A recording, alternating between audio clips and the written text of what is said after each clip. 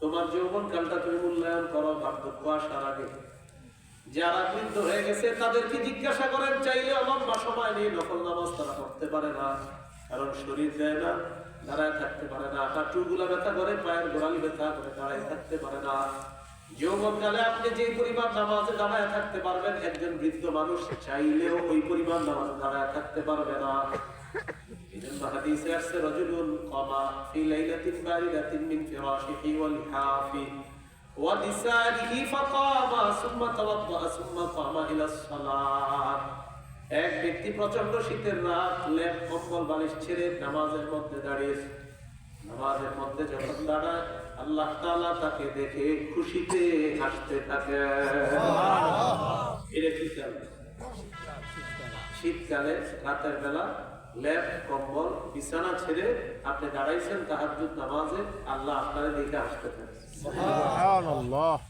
ফেরেশতাদেরকে আল্লাহ সাক্ষী রেখে বলে, মা হামাল আবদি আলা মা সাদাআ, আমার বান্দা যে আমলটা করলো কেন করলো? ফেরেশতারা বলে, আল্লাহ দুই কারণে। রাজা আমা ইনদাকা ওয়া শাফাতাম মিম্মা ইনদাক, আল্লাহ আপনার কাছ থেকে প্রতিদান পাওয়ার আশায়। দুই নাম্বার, আপনার আযাবের ভয়ে আপনার দরবারে নামাজে দাঁড়িয়েছে। আল্লাহ তাআলা বলেন, সাক্ষী থাকো, আতাইতুহুমা রাজা, সে চাইলো আমি তাকে তা দিয়ে দিলাম। ওয়া আমানতুহু বিম্মা ইয়াখাফ, আল্লাহ যে ভয় আমার কাছে দাঁড়িয়েছে আমি তাকে সেই ভয় থেকে নিরাপত্তা দান করলাম। ভয় থেকে নিরাপত্তা দান করলাম। আর সে যে আশা নিয়ে দাঁড়াইছে, ওই আশা আমি তাকে পূরণ করে দিলাম। আমি আল্লাহ তার আশা অনুযায়ী তাকে ফলাফল দিয়ে দিলাম। তাহলে নামাজে একটু দাঁড়াইবেন ইনশাআল্লাহ। তো বলছিলাম, যৌবন বয়সে যে পরিমাণ দাঁড়ায় থাকতে পারলেন, বৃদ্ধ হওয়ার পর শরীর চলবে না, লাঠি ছাড়া চলতে পারবেন না, খুব কষ্ট হবে। এই যৌবন বয়সটা কাজে লাগাবেন। আবু দাউদের হাদিস 1449 নম্বর হাদিস। নবীকে প্রশ্ন করা হলো, আইয়ুল আমালি আফজালু ইয়া রাসূলুল্লাহ, ইয়া রাসূলুল্লাহ, আল্লাহর কাছে সবচেয়ে শ্রেষ্ঠ আমল কোনটা আপনার কাছে জানতে চাই।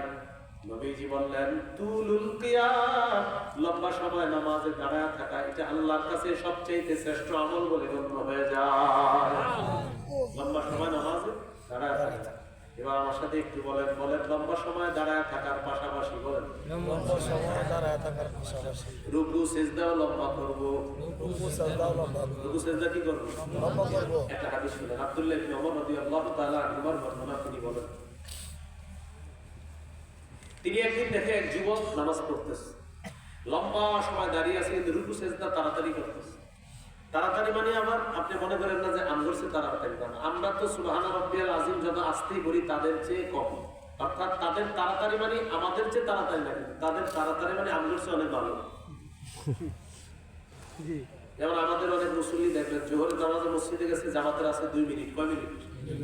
সুন্নতে দাঁড়াইছে, সুন্নত কয় রাকাত? উনি প্যাকেজ আপনারে 2 মিনিট কইরা দেখায় দিবে যে আর বাপের কথা 2 মিনিটে 4 মিনিটে 4 রাকাত তো কমপ্লিট দেখায় দিবে আপনি যে নিয়া দেখো আমি কি কি না, এরকম করবেন না। ইনশাআল্লাহ এরকম করবেন, এটা ঠিক না। আল্লাহর সাথে আমি আপনাদেরকে বুদ্ধি দিই, যখনই নামাজ পড়বেন, নামাজটা যখন পড়বেন, জীবনের সবচেয়ে একদম সব কিছুকে বাদ দিয়ে নামাজে দাঁড়াইবেন আর চিন্তা করবেন, আমি আমার রবের সামনে দাঁড়িয়েছি, এখন দুনিয়ার আর কিছু বুঝি না, আমি আর রব, এখানে আর কেউ নেই। একটু সুন্দর মতো দাঁড়াবেন, রুকু সিজদা একটু লম্বা করবেন। আব্দুল্লাহ ইবনে ওমর দেখে এক যুবক লম্বা সময় দাঁড়ায় আছে, কিন্তু রুকু সিজদা শর্ট মানে আমগর চেয়ে শর্ট না। فقال عبد الله بن عمر رضي الله تعالى عنهما أيكم يعرفه, আব্দুল্লাহ ইবনে ওমর বললেন, এই যুবকটা তোমাদের মধ্যে কে চিনো? একজন বললেন, আমি চিনি। আব্দুল্লাহ ইবনে ওমর বললেন, লা আরফতুহু লাকুলতু লাহু, আমি যদি তাকে চিনতাম আমি তাকে বলতাম, লা আমারতুহু আইয়ুকসিরা রুকুআ ওয়াস সুজুদা, আমি তাকে বলতাম সে যেন রুকু সিজদা একটু লম্বা করে, একটু বেশি পরিমাণে করে। তো সবাই বলতেছে কেন? একটু আমাদেরকে বলেন তো, রুকু সিজদা লম্বা করলে কি লাভ? আব্দুল্লাহ ইবনে ওমর বলেন, আমি আল্লাহর নবীকে বলতে শুনলাম, ইন্নাল আবদা ইযা কামা ইলাস সালাত, কোন কোন বান্দা যখন নামাজের মধ্যে দাঁড়ায় উদিআত যুনুবুহু বাইনা আতিকাইহি, তার গুনাহগুলো তার দুই কাঁধের মধ্যে রাখা হয়। গুনাহ তাহলে বলেন তো, আমরা যখন নামাজে দাঁড়াই, আগামীকাল ফজর পড়ব, নামাজে যখন দাঁড়াবো গুনাহগুলো কোথায় রাখা হয়? বলেন জোহরের সুন্নতে দাঁড়াইলাম, গুনাহগুলো কোথায় রাখা হয়? জোহরের পর 2 রাকাত সুন্নতে দাঁড়াইলাম, গুনাহগুলো আমাদের দুই কাঁধের মধ্যে রাখা হয়।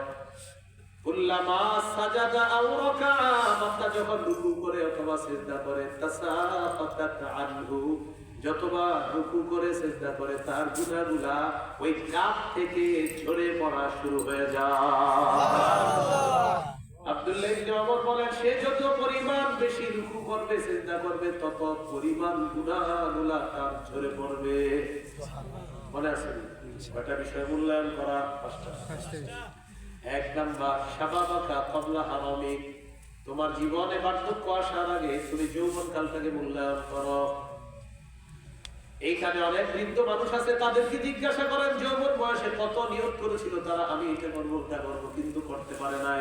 জিজ্ঞাসা করুন, নিয়ত করছে আমি এটা করবো ওটা করতে পারে না, কারণ আসলে তার করার সময় ছিল ওইটাই, কোনটা? যৌবনকাল। 2 নাম্বার, ওয়াসিহাতাকা ক্বাবলা সাকামিক, তোমার জীবনে অসুস্থতা আসার আগে তুমি সুস্থতাটা মূল্যায়ন করো। অসুস্থ অবস্থা আসার আগে সুস্থতা তুমি মূল্যায়ন করবা। মুসলমান একটু চিন্তা করে দেখবেন, সুস্থ অবস্থায় আপনি সুবহান রাব্বিয়াল আযীম, সুবহান রাব্বিয়াল আযীম, সুবহান রাব্বিয়াল আযীম সুন্দরভাবে পড়তে পারেন। সুবহানাল্লাহ পড়েন না, সুবহানাল্লাহ, সুবহানাল্লাহ, সুবহানাল্লাহ, আলহামদুলিল্লাহ, আলহামদুলিল্লাহ, আলহামদুলিল্লাহ, আলহামদুলিল্লাহ, আল্লাহু আকবার, আল্লাহু আকবার, আল্লাহু আকবার, আল্লাহু আকবার, লা ইলাহা ইল্লাল্লাহ। একটু বুঝুন, সুস্থ অবস্থায় এই তাসবিহগুলো আপনি যত বেশি পড়তে পারবেন, অসুস্থ হওয়ার পর একটু বলার চেষ্টা করবেন, দেখবেন সুবহানাল্লাহ একবার বলার পর আবার বলতে চান কিন্তু মুখ দিয়ে আসতে চায় না। অসুস্থ হয়ে যাবেন, দেখবেন এরকম করে অসুস্থ রোগীরা আল্লাহ, তারপরে যে আল্লাহ, এর মানে উনি বলতে চাইতেছে কিন্তু পারতেছে না, বেচারা কষ্ট, ওই যে অসুস্থ। এই জন্য নবী বললেন সুস্থ অবস্থাটা মূল্যায়ন করো অসুস্থ অবস্থার আগে, কারণ সুস্থ অবস্থায় যত পারো আল্লাহকে ডাকো, অসুস্থ হইলে চাইলেও পারবা না। বুঝে আসছেন? 3 নাম্বার, ওয়াফারাগাকা ক্বাবলা শুগুলি, ব্যস্ত হওয়ার আগে অবসর সময়টা তুমি কাজে লাগাও। শনি থেকে বৃহস্পতিবার পর্যন্ত আপনি অনেক কিছু করলেন, এবার একটা সাপ্তাহিক ছুটি হইলেন শুক্রবার, ফজরের নামাজের পর মোবাইলটা নিয়ে বসবেন, জুমা পর্যন্ত একদম চালাতে থাকবেন। বিবি আপনাকে বলে জুমার নামাজ পড়তে যাবেন না, তখন আপনার মনে পড়ছে জুমার নামাজ, যার নামাজটা নিয়ে কোনো মতে দৌড় দেয়। ইমাম সাহেব বলে ফাসকুরুনি আসকুরকুম, এটা শুইনা বুঝে যে খুতবা শেষ।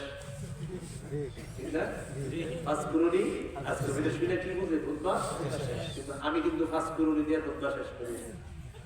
আপনি যে পাগলা পানি খাইবেন আর চিন্তা করবেন যে ফাসকুরুনি বললে দৌড় দিয়ে ঢুকবো না, চান্দুনি কি কাজ হবে না। আমার মসজিদে আমি দ্বিতীয় খুতবা খালি দেহি মুসল্লি কি করে আর খুতবা খালি পড়তে থাকে, না শেষ করবো না। তারা ভাবে এই মনে হয় ফাসকুরুনি করলো, আমি তো বলবো না। আল্লাহর জিকির সংক্রান্ত একটা আয়াত, তখন আমি কি করি ওই জায়গায় ওই আয়াতটা না বইলা জিকির সংক্রান্ত আরো অন্যান্য আয়াত দিতেই থাকি। হুজুর এগুলো কি করে? ফাসকুরুনি তো মুখস্থ সবাই, হঠাৎ আমি খুতবা শেষ করে বলি কাতার সোজা করেন, তখন ওই যে পাগলা পানি নিয়ে দৌড় দিবেন, এটা এই জন্য খুতবা আমার দ্বিতীয়টা আপনি মন দিয়ে শুনতেই হবে, না হয় এই ফাসকুরুনির অপেক্ষা করলে তো আপনি নিশ্চিত ভুলের মধ্যে আছেন। কিছু মুসল্লি দেখবেন ফাসকুরুনির অপেক্ষা থাকে, আর বাহিরে ঘাটলা দাঁড়া দেয়, পুকুরে ঘাটলা মানে দাঁড়া দাঁড়া ঘাটে দাঁড়া গল্প করে যে হুজুর ফাসকুরুনি তো। এদেরকে শায়েস্তা করবেন কিভাবে? ইমাম সাহেব যারা আছে, জিকির সংক্রান্ত আরো আয়াত আছে কোরআনে, এই ফাসকুরুনিটা এটা মাঝে মাঝে না করে অন্যান্য জিকির সংক্রান্ত আয়াতগুলো পড়বেন, তাহলে এরা ধরা খায়। ঘটনা দিয়ে আজকে ফাসকুরুনি না বললে নামাজে দাঁড়ায় গেল, নামাজের পরে বলবে হুজুর ফাসকুরুনি তো বললেন না, বলবেন ফাসকুরুনি বলি নেই, অন্যটা তো বলছে। একদম মুসল্লি দেখবেন দৌড় দেয় শেষে, আবার সালাম ফিরাইলে সবার আগে দৌড়। এবার এটা কারা? ওই যে শুক্রবার দিন আপনি একটু অবসর সময় পেয়েছেন, এই তখন আপনি কি করেন, সময়গুলা কাজে লাগাইতেছেন। জুমার পরে আবার ওইটা নিয়ে বসছেন, স্ত্রী আপনাকে খাইতে ডাকে, ডাক না। এটা না করে জুমার দিন সুযোগ পাইছেন, ফজরের পরে কি করবেন? হুজুর অন্যান্য দিন আমি ইশাক পড়ার সময় পাই না, ফজরের পর কাজে বের হইতে হয়। জুমার নামাজের দিন ফজরের নামাজের পর সকালবেলা মসজিদে বসে থাকতে হয়। ইশরাক পর্যন্ত বসে বসে জিকির করবেন, এরপর ইশরাকের 2 রাকাত নামাজ পড়বেন। আল্লাহ নবী বলেন, কানা লাহু কাজরি হাজ্জাতিন ওয়া উমরাতিন তাম্মা তাম্মা তাম্মা। তার আমলনামায় পরিপূর্ণ হজ উমরার সওয়াব, হজ উমরার সওয়াব, হজ উমরার সওয়াব। সুবহানাল্লাহ। ফজরের পর বসে বসে জিকির করবেন, ইশরাকের নামাজ পড়বেন, হজ উমরার সওয়াব। নবী 3 বার বলছে পরিপূর্ণ পরিপূর্ণ পরিপূর্ণ হজ উমরার সওয়াব আল্লাহ তাআলা দান করেন। সুবহানাল্লাহ। তাহলে শুক্রবার দিন অবসর পাইছেন, কাজে লাগাই দিলেন সময়টা। এরপর আপনি বাসায় আসলেন, আসার পর দেখেন আপনার স্ত্রী রান্না বাড়া করতেছে, কুটাকাটি করতেছে, আপনিও তার সাথে একটু সহযোগিতা করেন, একটু গল্প করেন, বিবিধ। এতে আপনাদের ভালোবাসা মহব্বত বাড়বে। ওই জিনিসটা শুক্রবারের দিনের জন্য এইটা একটু দূরে রাখবেন। আপনি এগুলা করতে করতে তার রান্নার কাজে সহযোগিতা করলেন। সাহাবীরা বলে, আম্মা জান, আল্লাহ নবী ঘরের মধ্যে সারাক্ষণ কি করে? মনে হয় নবী রোজা রাখে আর নামাজ পড়ে। আম্মা জানদের কোনো প্রশ্ন। আম্মা জান জবাব দিলেন, না না, আল্লাহ নবী নিজের জুতা নিজে সেলাই করে, আল্লাহ নবী নিজের জামা নিজে সেলাই করে। কানাফি মিহনাতি আহলিহি, আমাদের ঘরের কাজে আল্লাহ নবী নিজেই সহযোগিতা করতেন। আযান পর্যন্ত আল্লাহ নবী ঘরের মধ্যে শুধু কাজ করতেন, কখনো বিবির কাজে সহযোগিতা করতেন, কখনো রুটি বানানোর কাজে সহযোগিতা করতেন। আযান যখন পড়ে যাইতো সাথে সাথে সব কাজ শেষ, আল্লাহ নবী মসজিদে রওনা করতেন। তাহলে শুক্রবার দিন আপনি আপনার বিবির সাথে কাজে সহযোগিতা করলেন, ধর্মীয় কিছু আলাপ আলোচনা তার সাথে করলেন। জুমার নামাজের আগে আগে আগে গোসল করে আপনার ছোট্ট একটা ছেলে আছে, এই ছেলেটাকে আপনি জামা কাপড় পরার, সন্তানগুলোকে বলেন তোমরাও নামাজে চলো। বাচ্চা ছেলেটাকে জুমার নামাজে আপনি নিয়ে গেলেন। নিয়ে যাওয়ার পর খতিব সাহেবের কাছাকাছি বসার চেষ্টা করবেন, ওট সদকা করার সওয়াব নেওয়ার চেষ্টা করবেন। আপনি জুমার নামাজে গেলেন, সবার আগে যাবেন আর সবার পরে আসার চেষ্টা করবেন। নামাজের পর বাসায় আসছেন, বিবিরে বলে দিবেন আজকে সবাই একসাথে খাবার খাবো। বিবিরে বলবেন, ছেলে মেয়ে স্ত্রী আপনার মা বাবা সবাই একসাথে বসে খাবার খাবেন। এতেও এই খাবার খাইতেছেন পরিবারের মানুষগুলো একসাথে বসে সওয়াব লেখা হইতেছে। সুবহানাল্লাহ। আর কিভাবে আপনাদের বুঝাইলে বলেন এই সওয়াবগুলো হাতছাড়া করে দিন। আমরা দেখেন এই প্রযুক্তি আমাদেরকে কতটা দূরে সরাই দিতেছে পরিবার থেকে।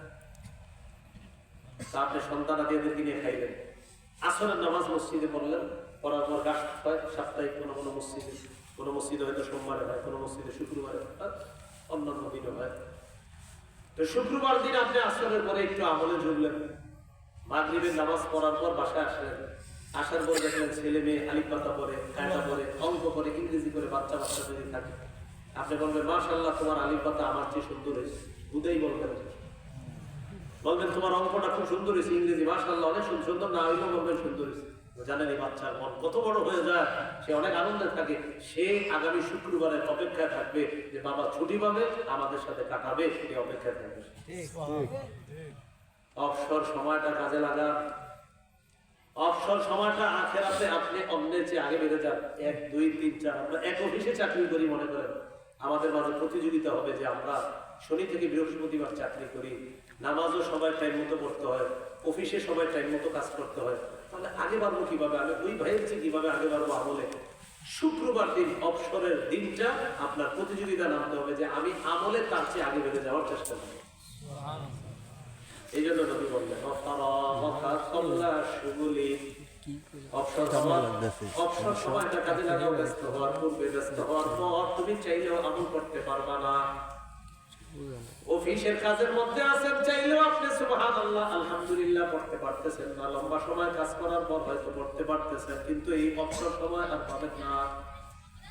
4 নাম্বার, ওয়া ফারাগাকা ক্বাবলা শুগলিক ওয়া সিহহাতাকা ক্বাবলা সাকাবিক ওয়া গিনাকা ক্বাবলা ফাকরিক। 4 নাম্বার, তোমার সচ্ছলতা তুমি প্রাধান্য দাও, মূল্যায়ন করো।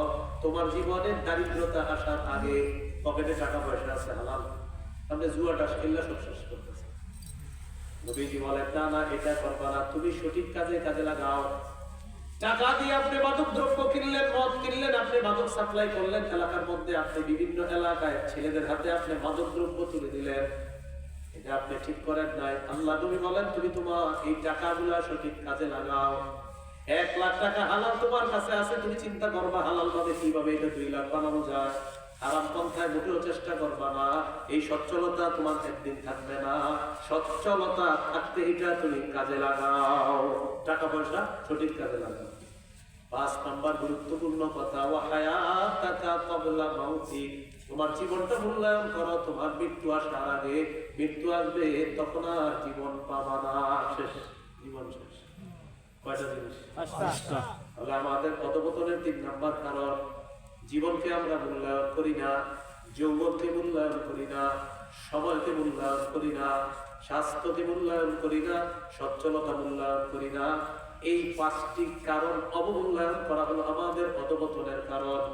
1 নাম্বার ইসলাম থেকে দূরে সরে যাওয়া, 2 নাম্বার কোরআন থেকে দূরে সরে যাওয়া, 3 নাম্বার এই যে 5টা দামি জিনিস, জীবন, যৌবন, সময়, স্বাস্থ্য, সচ্ছলতা, এগুলো আমরা অবমূল্যায়ন করছি। তাহলে এগুলো আমরা মূল্যায়ন করবো, বলেন ইনশাআল্লাহ।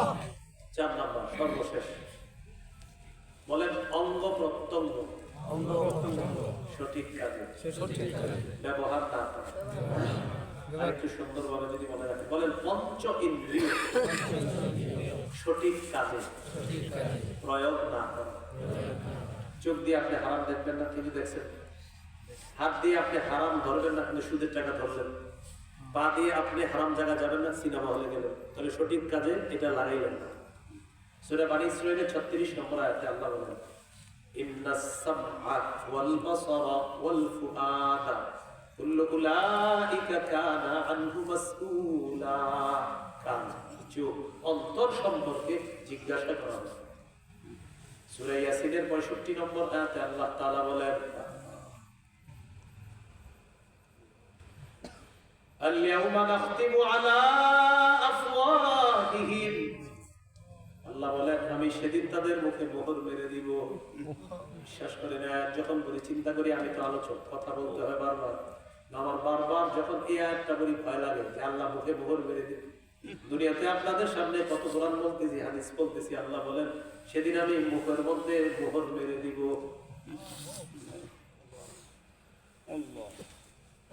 ওয়াতুকাল্লিমুনা আইদিহিম, তাদের হাত আমার সাথে কথা বলবে। ওয়াতাশহাদু আরজুলুহুম বিমা কানু ইয়াকসিবুন, তাদের পা সাক্ষী দিবে, আল্লাহ এই ব্যক্তি এই কাজ করছে, আমি পা সাক্ষী দিলাম। মুসলমান একবার ভাবেন, প্রতিদিন হাতের চামড়াগুলোর দিকে তাকাইবেন, চামড়াও আপনার বিরুদ্ধে কিয়ামতের ময়দানে সাক্ষী দিবে, চামড়া চামড়া। সূরা হামিম আস-সাজদা 21 নম্বর আয়াত, 20-21 নম্বর আয়াতে আল্লাহ বলেন, হাত্তা ইযা মা জাউহা শাহিদা আলাইহিম সামউহুম ওয়া আবসারুহুম ওয়া জুলুদুহুম বিমা কানু ইয়ামালুন। একদল মানুষ যখন জাহান্নামে যাবে, আগুনের সামনে আসার পর তাদের কান, তাদের চোখ, তাদের চামড়া চামড়া তাদের বিরুদ্ধে সাক্ষী দিবে। চামড়া, মানুষ অবাক হয়ে চামড়াকে জিজ্ঞাসা করবে, অপরাধী চামড়াকে ডেকে ডেকে বলবে, ও চামড়া তুই আমার বিরুদ্ধে কেমনে সাক্ষী দিলি? তখন চামড়া বলবে, আনতাকাল্লাহুল্লাযী আনতাকা কুল্লা শাই, যে আল্লাহ সবকিছুকে কথা বলাইতে পারে, সেই আল্লাহ আমি চামড়াকেও আজকে কথা বলার ক্ষমতা দিয়ে দিয়েছে।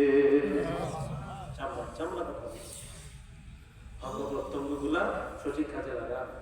আমাদের অঙ্গের মধ্যে শ্রেষ্ঠ একটা অঙ্গ বলেন চোখ। কি চোখ? বলেন কলব। চোখ। বলেন আমাদের এই শরীরটা, সবাই একটা দেশ, এই দেশের রাজধানী কলব। এই কলব নামক রাজধানী সঠিক থাকবে, নিরাপদ থাকবে। চোখ নামক বর্ডার যদি ঠিক থাকে, চোখ নামক বর্ডার দিয়ে যদি, বলে চোখ নামক বর্ডার দিয়ে যদি গুনাহ নামক শত্রু ঢুকে, কলব নামক রাজধানী অপবিত্র হয়ে যায়, তখন কলব নামক রাজধানীতে আল্লাহর নূর থাকে না। তাহলে কলম হলো রাজধানী, চোখ হলো বর্ডার। এই বর্ডার দিয়ে গুনাহ নামক শত্রু ঢুকে রাজধানীকে ক্ষত বিক্ষত করতে চায়। কলম নামক রাজধানীকে ক্ষত বিক্ষত করলে তখন সেখানে আল্লাহ নূর তৈরি থাকে। ছাত্র যারা আছে মাদ্রাসায়, আপনারা তো চোখের গুনাহ করবেনই না। চোখের গুনাহ যে ছাত্র করবে না তার কলম সাফ থাকবে, এই কলমে আল্লাহ তার কোরআন এবং হাদিসের নূর ঢেলে দিবে। কলম সাফ রাখতে হবে। কি এগুলা? এক ফোঁটা প্রস্রাব থাকলে কেউ খাবেন পানিটা? তাহলে এটাতে এক ফোঁটা প্রস্রাব আছে মনে করেন, তো এক ফোঁটা প্রস্রাব মাত্র। তো আমি বললাম ভাই এই বোতলটা দিয়ে পানি আনেন তো, আইনা আপনি খারাপ বলবেন এক ফোঁটা প্রস্রাব আছে। বললাম এক ফোঁটাই না, পুরো বোতল তো পানি, একটু বুঝেন। তখন আপনি কি বলবেন? না আমি খাবো না। তাহলে পাত্র সাফ না থাকলে আপনিও পানি খাবেন না, ঠিক না? তাহলে আগে পাত্র সাফ, তারপর সেখানে পানি রাখতে হবে। কলম নামক পাত্র সাফ করতে হবে, তারপর সেখানে কোরআন হাদিস নামক নূর রাখতে হবে। আগে পাত্র সাফ করতে হবে। আল্লাহ তৌফিক দান করে। এই চারটা কারণ অধঃপতনের আমরা জানলাম। 1 নম্বর ইসলাম থেকে দূরে সরে যাওয়া, 2 নম্বর কোরআন থেকে দূরে সরে যাওয়া। ভাই কোরআন পড়বেন তো সবাই? ইনশাআল্লাহ। 3 নম্বর মনে আছে জীবন, যৌবন, স্বাস্থ্য, সময়, সচ্ছলতা, এগুলা থেকে দূরে সরে যাওয়া। আর হলো 4 নম্বর অঙ্গ প্রত্যঙ্গ সঠিক কাজে ব্যবহার না করা। আল্লাহ তাআলা আমাদের সকলকে যে কথাগুলো শুনলাম বললাম, আমরা সবাই যেন ইসলামে পরিপূর্ণভাবে প্রবেশ করে আখিরাতের সামানা অর্জন করতে পারি। আল্লাহ তৌফিক দান করেন। এখানে গাড়িতে কিতাব আছে, মিম্বরের আমানত, আমার সংকলন করা 6টা কিতাব। এক নম্বর খণ্ডে হলো সন্তানের 64টা অধিকার। এটা আমি বলবো যারা নিবেন জামাই বউ পুরো মুখস্থ করে ফেলবেন, একদম পুরা বিয়ের আগে থেকে কি কি করবেন ওখানে সব লেখা আছে। দ্বিতীয় খণ্ড হলো শিরিক বেদাত কুফর তাওহীদ। তৃতীয় খণ্ড হালাল হারাম। চতুর্থ খণ্ড হলো আপনার স্বামী স্ত্রীর অধিকার। পঞ্চম খণ্ড হলো লা ইলাহা ইল্লাল্লাহ ব্যাখ্যা। ষষ্ঠ খণ্ড জান্নাত নামাজ সম্পর্কে আলোচনা। মিম্বরের আমানত কিতাবের নাম যাদের লাগবে। গাড়ির কাজ না ভেঙে গাড়ি থেকে সংগ্রহ করতে পারবেন, গাড়ির কাজ ভাঙবেন না, গাড়ি থেকে। আরেকটা বিষয় সেটা হলো দূর দূরান্তে আসলে আমি সফর করা আমার জন্য মুশকিল হয়ে যায়। আজকে এই বছরের এটাই দূরের সফর, এটাই দূরের সফর। দূরে আমি সফর করি না কেন? এখন আমার সন্তান হয়েছে। সন্তান আগে দেখছেন আমি সফর করছি, আগেও কিন্তু আসছি, কিন্তু আমার সন্তান ছিল না। এখন সন্তান আছে। আজকে আমার সন্তানটাকে বিকালে দুপুর বেলায় মাদ্রাসায় নিতে পারি নাই, শুধু আজকে মাহফিলি এলাকায় আসবো বলে। তাহলে এই যে ওর মাদ্রাসায় নিয়ে যাইলাম না, বুখারীর হাদিস অনুযায়ী আল্লাহর কাছে জবাব দিতে হবে আমি কেন ওরে মাদ্রাসায় নিলাম না। বুখারীতে আছে হাদিস। এখন এই জন্য এক তো আমার স্বাস্থ্যের বিষয় থাকে। আমি এজমার রোগী 12 বছর, আর আমার ওই সন্তানটা ওরে মাদ্রাসায় 2 বেলা নিতে হয়, আনতে হয়, ক্লাস করাইতে হয়। করানোর পর এরপর আপনার ক্লাস মাদ্রাসা, আমার বাজার সদায় আমি নিজে করি, কাঁচা বাজার যা বলেন সবকিছু আমি নিজে করি। তো এই জন্য আমার আলাদা বাজার করার লোক নাই বলতে আমি কখনো রাখি না বলতে আমার যতদিন আল্লাহ তাআলা শরীর শক্তি রাখছে ততদিন সম্ভাবনাও নাই কাউকে দিয়ে বাজার করা, তো আমি বাজার করি। সন্তান মাদ্রাসায় দিয়ে আসি বলতে পারেন, কেউ দিয়ে আসতে পারে না। আমার সন্তান আমি যতদিন আছি ততদিন আমি দিয়ে আসবো, আমি দিয়ে আসবো। আপনারা ওইটা করবেন ছোট সন্তান ইনশাআল্লাহ ওষুধ দেওয়া করবো। তো এই জন্য আপনারা দূর দূরান্তের জন্য অনেকে ঢাকা শহর যান, আমাদের দূর দূরান্তে সফর করা আমার পক্ষে সম্ভব না। আল্লাহ মনে রাখবেন, আল্লাহ সকলকে মনে রাখার তৌফিক দান করেন।